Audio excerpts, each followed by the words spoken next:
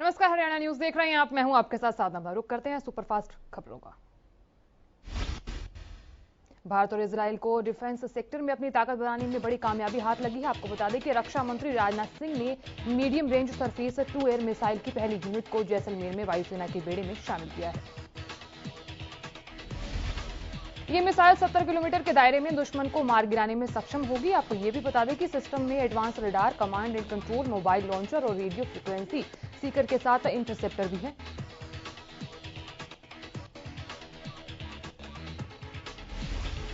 इस मिसाइल को defence research and development organisation और इजरायल की आईए ने मिलकर तैयार किया है। इसमें भारत और इजरायल की अन्य डिफेंस कंपनियां भी शामिल हैं।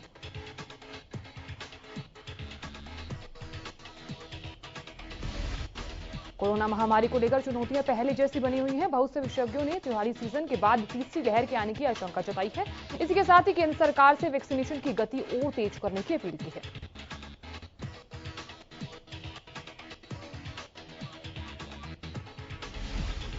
इन सब बिंदुओं को देखते हुए केंद्र की ओर से शुक्रवार को एक हाई लेवल बैठक बुलाई गई, जिसमें स्वास्थ्य, गृह मंत्रालय और पीएमओ के वरिष्ठ अधिकारी शामिल थे। साथ ही पीएम मोदी ने इस बैठक की अध्यक्षता की। आपको ये भी बता दें कि प्रधानमंत्री कार्यालय के मुताबिक पीएम मोदी को अधिकारियों ने देश में कोरोना की मौजूदा स्थिति के बारे में बताया।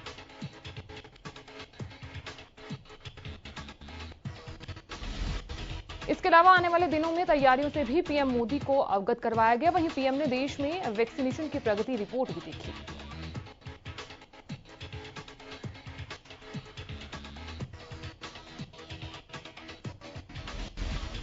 साथ ही उसे तेज रफ्तार से जारी रखने के निर्देश दिए गए। सूत्रों के मुताबिक सितंबर में कई त्योहार पड़ेंगे। ऐसे में उम्मीद जताई जा रही है कि गृह मंत्रालय राज्यों के लिए नई गाइडलाइंस जारी कर सकता है।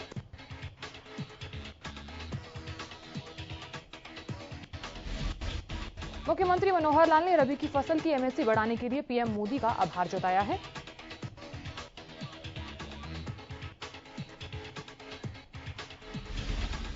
सीएम ने इस दौरान कहा कि सरकार ने रबी की फसल लगने से पहले ही लागत मूल्य के आधार पर एमएसपी को 50 से 100% तक बढ़ाकर किसानों की आय में बढ़ोतरी करने का काम किया है।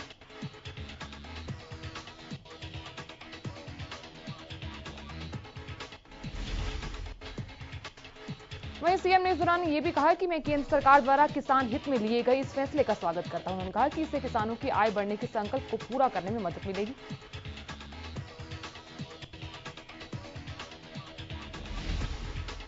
और वहीं हिसार में 20 अगस्त को विधानसभा मानसून सत्र के दौरान कांग्रेस की ओर से महंगाई और नकल के खिलाफ किए गए प्रदर्शन में एक 10 साल के बच्चे को भी शामिल किया गया था।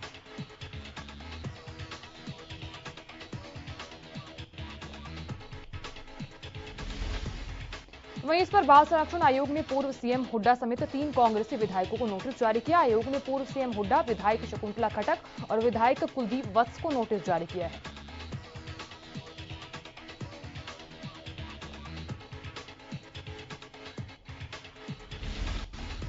वहीं नोटिस भेजकर पूछा गया कि क्यों ना एक बच्चे को प्रताड़ित किए जाने पर आपके खिलाफ आपराधिक मामला दर्ज किया जाए। तीनों नेताओं को इस पर नोटिस पर 5 दिन में जवाब देना है।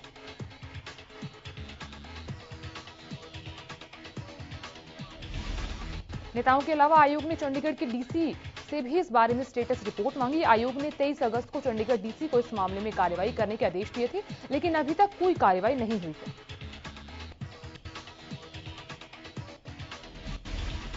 रोहतक में इनेलो सुप्रीमो ओपी चौटाला ने कार्यकर्ताओं से मुलाकात की। इस दौरान कार्यकर्ताओं को संबोधित करते हुए प्रदेश सरकार पर निशाना साधा।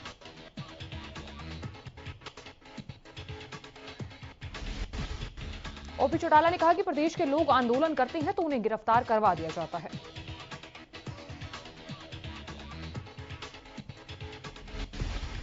उधर करनाल में किसानों पर हुए लाठीचार्ज पर ओम प्रकाश चौटाला ने कहा कि पहले तो किसानों को करनाल में निमंत्रण देकर बुलाया गया। जब वो बातचीत के लिए पहुंचे तो उन पर लाठियां चलवा दी गई।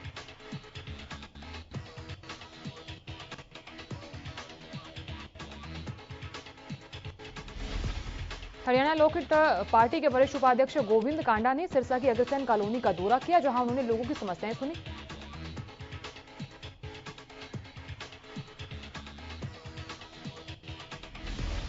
इस दौरान कॉलोनी में जलभराव और सीवरेज समस्या को लेकर गोविंद कांडा ने अधिकारियों को जमकर फटकार लगाई। एचएलपी के वरिष्ठ उपाध्यक्ष गोविंद कांडा ने कहा कि अधिकारियों की लापरवाही बर्दाश्त नहीं होगी।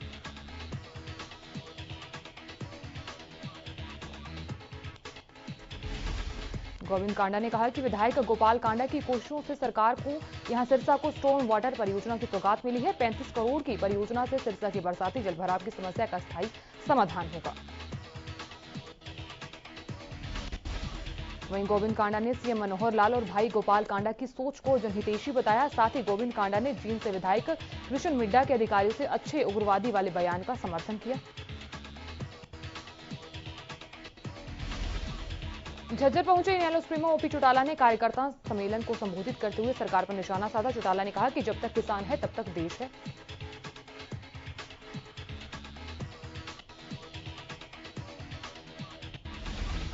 अगर देश को बचाना है तो किसान को बचाना पड़े। उन्होंने कहा कि जब उनकी सरकार थी तब वो सरकार के खजाने में पैसा छोड़ कर गए थे, लेकिन अब की बार सरकार के ऊपर करोड़ों का कर्ज है।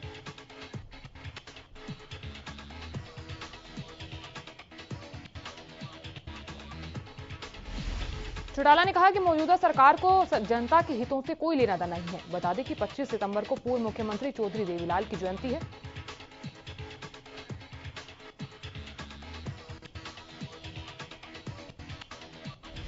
जिसको लेकर इनेलो जींद में महारैली का आयोजन करने जा रही है। कार्यकर्ताओं को महारैली का न्योता देते ही ओपी चौटाला झज्जर पहुंचे थे।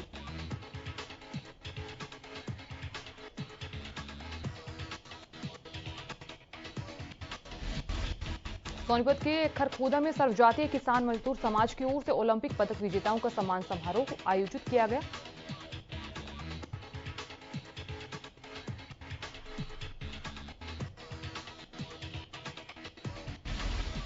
इस समारोह में किसान नेता राकेश टिकैत ने भी शिरकत की। आपको ये भी बता दें कि खिलाड़ियों को स्मृति चिन्ह और गदा देकर सम्मानित किया गया।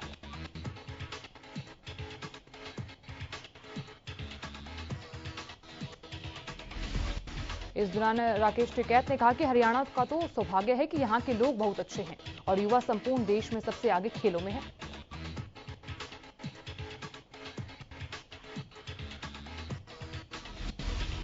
करनाल में किसानों का धरना चौथे दिन भी जारी है। बता दें कि किसानों ने प्रशासन को अल्टीमेटम दिया है और 11 सितंबर की बैठक में आंदोलन तेज करने पर फैसला किया जाएगा।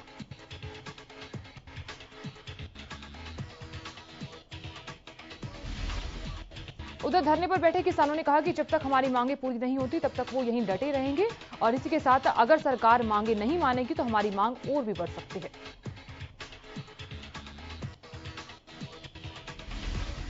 करनाल के डीसी ने प्रेस कॉन्फ्रेंस की और प्रेस कॉन्फ्रेंस कर धरने पर बोलते हुए कहा कि प्रशासन लगातार किसानों के संपर्क में है। डीसी ने कहा कि किसानों से बातचीत भी हुई है।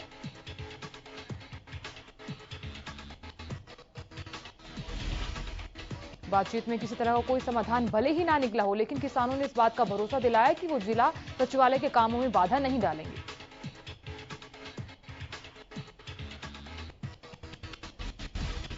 न ही सड़कों को जाम किया जाएगा। साथ ही उन्होंने कहा कि प्रशासन हमेशा किसानों से बातचीत के लिए तैयार है।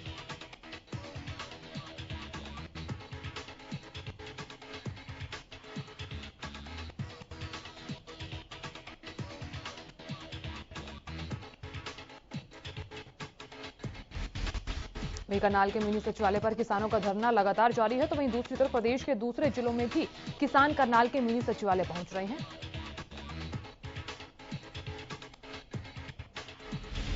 किसान नेता गुरनाम सिंह चढ़ूनी की कॉल पर पंजाब के किसान हरियाणा पंजाब के शंभू बॉर्डर से करनाल के लिए रवाना हुए।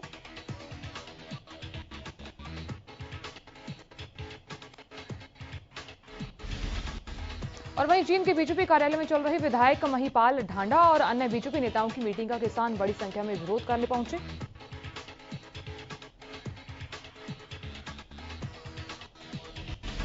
सुरक्षा के मद्देनजर भारी पुलिस बल की तैनाती की गई, लेकिन बैरिकेडिंग तोड़कर किसान बीजेपी कार्यालय में पहुंचे और जमकर हंगामा किया।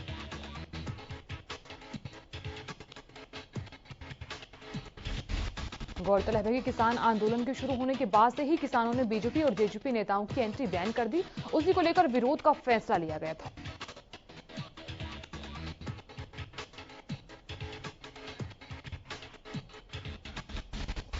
फतेहाबाद में शुक्रवार सुबह कई इलाकों में तेज हवाओं के साथ भारी बारिश हुई, जिससे खेतों में खड़ी फसलें बुरी तरह से प्रभावित हो गई हैं। फतेहाबाद के गांव दहमान लहरिया बेजलपुर बुआन समेत कई गांवों में भारी बरसात हुई है, जिससे गांव के रिहायशी इलाकों के साथ साथ खेतों में बाढ़ के जैसे हालात बन गए हैं।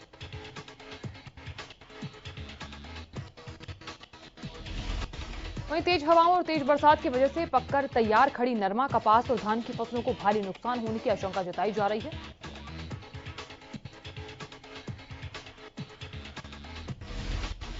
करनाल में मिनी सचिवालय पर किसानों का दर्शन लगातार जारी है। इस धरने में उस किसान का बेटा और पत्नी भी पहुंचे जिसकी लाठीचार्ज के बाद मौत हो गई थी।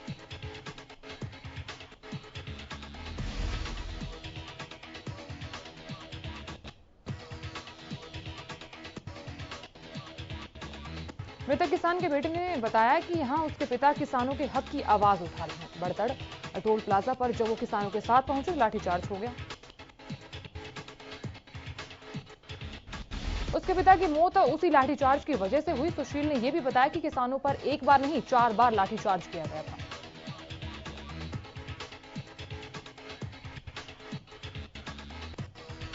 वहीं सरकार के विरोध में स्मालखा नई अनाज मंडी के टावर पर चढ़ा किसान। करनाल में किसानों पर हुए लाठीचार्ज का विरोध किया गया, जिसके बाद किसानों ने यहां पुलिस ने किसानों को उतारा। उधर रेवाड़ी में शुक्रवार को किसान मजदूर पंचायत का आयोजन किया गया। किसान मजदूर पंचायत में इलाकों के दर्जन गांव के किसानों ने हिस्सा लिया।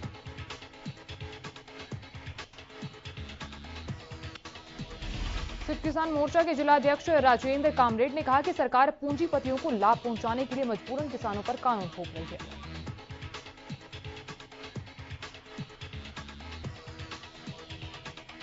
वहीं उन्होंने कहा कि गांव-गांव, घर-घर जाकर किसानों को उनके अधिकारों के प्रति जागरूक कर आंदोलन को और तेज किया जाएगा। उधर भारतीय किसान यूनियन के जिला अध्यक्ष समय सिंह ने पंचायत की अध्यक्षता करते हुए कहा कि किसानों पर यहां अत्याचार हो रहे हैं और जो अत्याचार हो रहे हैं किसान बर्दाश्त नहीं करेगा। हिसार में सरकारी अस्पताल में कार्यरत कच्चे कर्मचारी आक्रोशित हैं और आक्रोशित होकर जाहिर करने के लिए धरना प्रदर्शन कर रहे हैं। कर्मचारियों ने अस्पताल में कार्यरत अधिकारियों पर गंभीर आरोप लगाए हैं। उन्होंने कहा कि अधिकारी उनसे अपने मकानों पर काम करवाते हैं और उन्होंने ये भी कहा कि उन्हें पिछले 4 महीने से वेतन नहीं मिला है। अगर कोई कर्मचारी अधिकारियों को बताकर भी छुट्टी लेता है तो उसे नौकरी से हटा दिया जाता है। वही महिला कर्मचारी ने इस दौरान बताया कि उनकी 8 घंटे की ड्यूटी होती है, लेकिन उन्हें जानबूझकर देर शाम तक अस्पताल में काम करवाया जाता है। यहां तक कि अधिकारियों के मकान पर भी काम करवाया जाता है। सोनीपत के कुंडली में स्थित राजकीय सीनियर सेकेंडरी स्कूलों के कमरे और टॉयलेट के सामने 1 महीने से गंदा पानी भरा हुआ है। इससे बच्चे और टीचिंग करने वाले परेशान हैं। लचर व्यवस्था के चलते स्कूल में पानी की निकासी का प्रबंध भी नहीं किया गया है। वहीं आपको ये भी बता दें कि एक बिल्डिंग से दूसरी बिल्डिंग में जाने के लिए लकड़ी के पट्टों को लगाया गया है। छात्रों ने बताया कि स्कूल के खेल मैदान में भी गंदा पानी भरा हुआ है। उधर स्कूल प्रिंसिपल ने यह भी बताया कि उनके अंडर 4 स्कूल हैं और सभी स्कूलों का रास्ता इसी तरीके से बदता है। औद्योगिक नगरी फरीदाबाद में बाल भिक्षुक मुक्त योजना की शुरुआत हो गई है। ऐसा करने वाले फरीदाबाद देश का पहला जिला होगा।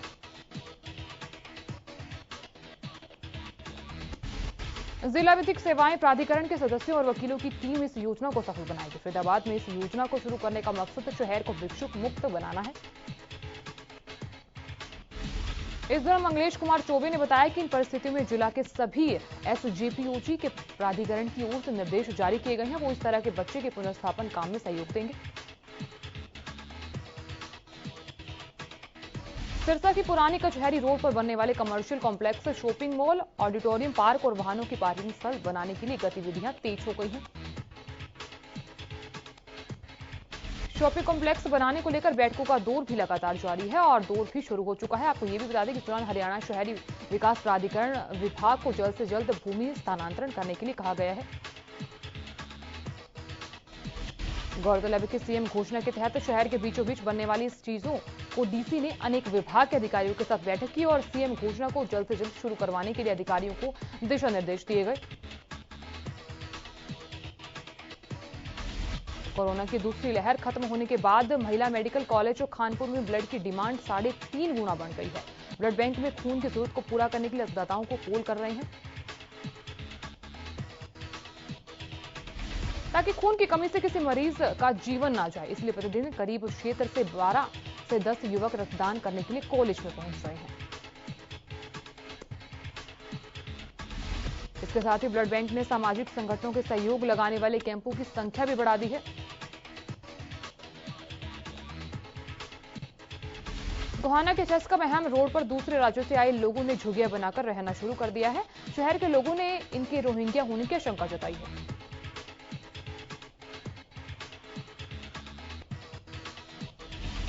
जिसको लेकर शहर के लोगों ने एसडीएम से मुलाकात की और इन लोगों का वेरिफिकेशन कराने की मांग को लेकर एसडीएम को ज्ञापन सौंपा गया।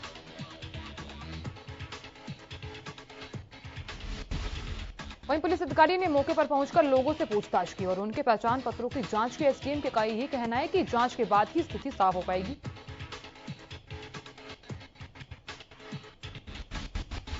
सिंधमुख नहर से पावड़ा की ओर जाने वाली पीएलसी नहर किनाला गांव में टूट जाने से सैकड़ों एकड़ फसल जलमग्न हो गई है। नहर टूटने की वजह अभी नहीं पता चल पाई है।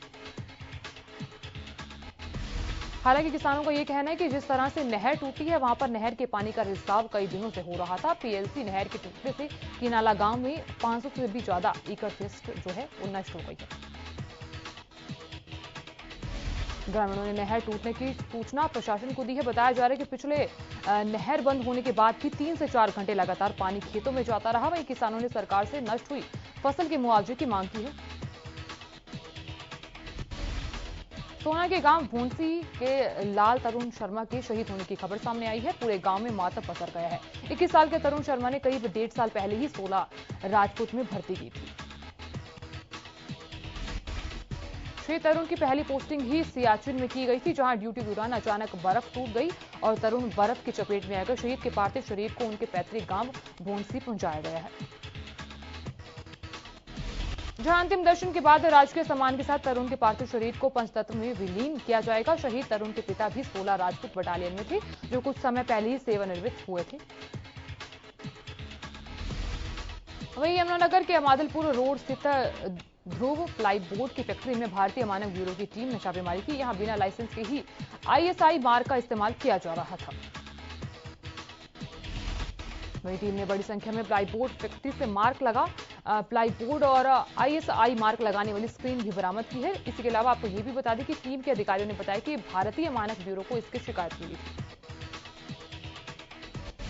जिसके बाद टीम ने यहां छापेमारी की और यहां बिना अनुमति के आईएसआई मार्क का इस्तेमाल किया जा रहा था, जो कि पूरी तरह से गैरकानूनी है। अंबाला पुलिस और नगर परिषद कर्मचारियों ने शहर में एक साझा अभियान चलाया है और सड़क पर गलत तरीके से खड़े वाहनों का चालान किया। साथ ही जिन दुकानदारों ने अपनी दुकानों के बाहर अतिक्रमण किया हुआ था, उनका भी सामान उठवाकर उन्हें समझाया गया। थाना सदर अंबाला छावनी के एसएचओ ने बताया कि त्योहार के सीजन के चलते बाजारों में भीड़ बढ़ने लग गई है और लोग अपने वाहनों को बीच सड़क पर गलत तरीके से पार्क कर देते हैं,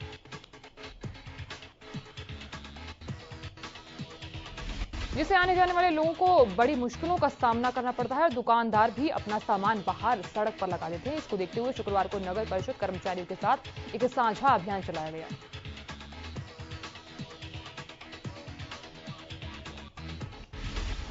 उधर हिमाचल के सोलन में 2 से 7 सितंबर तक प्रतियोगिता में हरियाणा का दबदबा देखने को मिला। दरअसल यहां हिमाचल के सोलन में 11वीं कूडो नेशनल जूनियर प्रतियोगिता हुई थी। नेशनल जूनियर कूडो प्रतियोगिता में झज्जर की बेटी ने परचम लहराया है। आपको ये भी बता दें कि झज्जर के बाग जहारा स्टेडियम में पूनम सैनी का फूल मालाओं के साथ जोरदार स्वागत किया गया। इस खेल में पूनम सैनी ने ब्रॉन्ज मेडल जीता है। साथ ही बता दें कि इस खेल के स्पॉन्सर बॉलीवुड एक्टर अक्षय कुमार हैं। हिसार के अग्रवा स्थित प्राइमरी हेल्थ सेंटर में युवती के साथ छेड़छाड़ का मामला सामने है। बताया जा रहा है कि यहां युवती पीएचसी में दवा लेने के लिए आई थी। मौका देखकर एम्बुलेंस चालक विजेंद्र ने उसके साथ छेड़छाड़ की। वहीं ये पूरी घटना वहां लगे सीसीटीवी कैमरे में कैद हो गई। हालांकि इस घटना में युवती की तरफ से पुलिस को कोई शिकायत नहीं दी गई है, लेकिन जब पीएचसी इंचार्ज डॉक्टर संजीव सांवरिया ने घटना का वीडियो देखा तो उन्होंने आरोपी एम्बुलेंस चालक के खिलाफ पुलिस में शिकायत दर्ज की।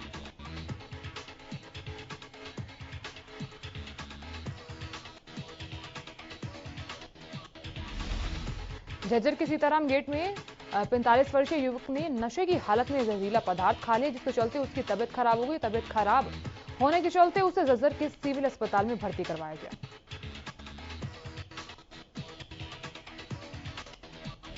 ' जहां पर डॉक्टरों ने उपचार के दौरान उसे मृत घोषित कर दिया, जिसके बाद डॉक्टरों ने इस बात की सूचना पुलिस को दी और वहीं पुलिस ने पहुंचकर शव का पोस्टमार्टम करवाया और शव को परिवार के हवाले कर दिया।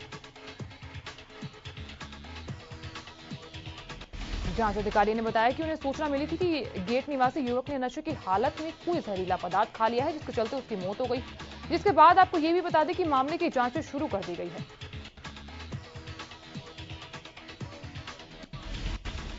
फतेहाबाद के गांव सनियाड़ा में बाखड़ा नहर में कार गिरने के मामले में नया मोड़ लिया है और पुलिस की पूछताछ में यह सामने आया कि आरोपी मनोज ने षड्यंत्र के तहत कार को नदी में गिराया था।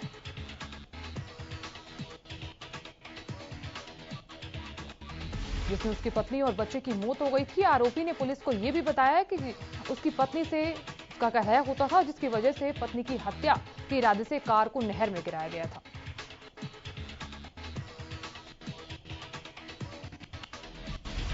डीएसपी अजायब सिंह ने बताया कि विवाहित सुमन और उसके मासूम बच्चे की मौत एक षड्यंत्र के तहत की गई है और हत्या की इस घटना को किसी और ने नहीं बल्कि उसके पति मनोज ने ही अंजाम दिया है। बल्लभगढ़ के बापूनगर में सड़क पर आया हुआ शिविर का जो पानी है वो लोगों के लिए मुसीबत बना हुआ है, जिसके कारण लोग नरक के जीवन जीने को मजबूर हैं।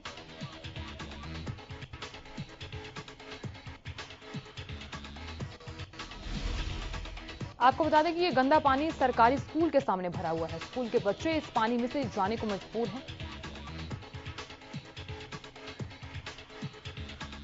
स्थानीय लोगों का आरोप यह है कि निगम अधिकारियों को कई बार इसकी शिकायत दी है, लेकिन शिकायत कई बार करने के बावजूद भी लेकिन आज तक कोई कार्रवाई नहीं हुई है।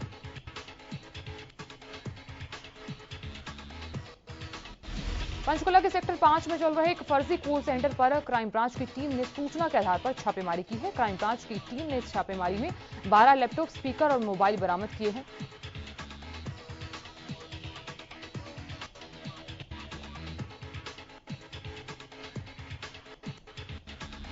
साथ ही कॉल सेंटर संचालक दीपक सिंह राणा पर केस दर्ज कर जांच शुरू कर दी गई है। टीम को सूचना मिली थी कि ये ठग ऑनलाइन कंप्यूटर टेक्निकल सपोर्ट के नाम पर कंपनी के उत्पाद बेचकर विदेशी लोगों से पैसे की धोखाधड़ी करते थे।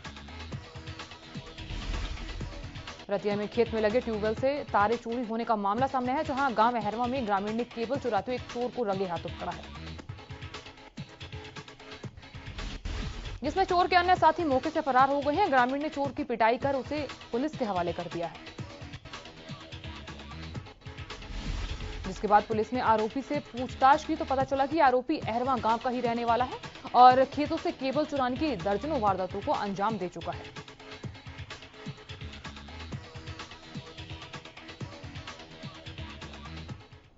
और फिलहाल के लिए फटाफट हरियाणा में इतना ही। आप देखते रहिए हरियाणा न्यूज। नमस्कार।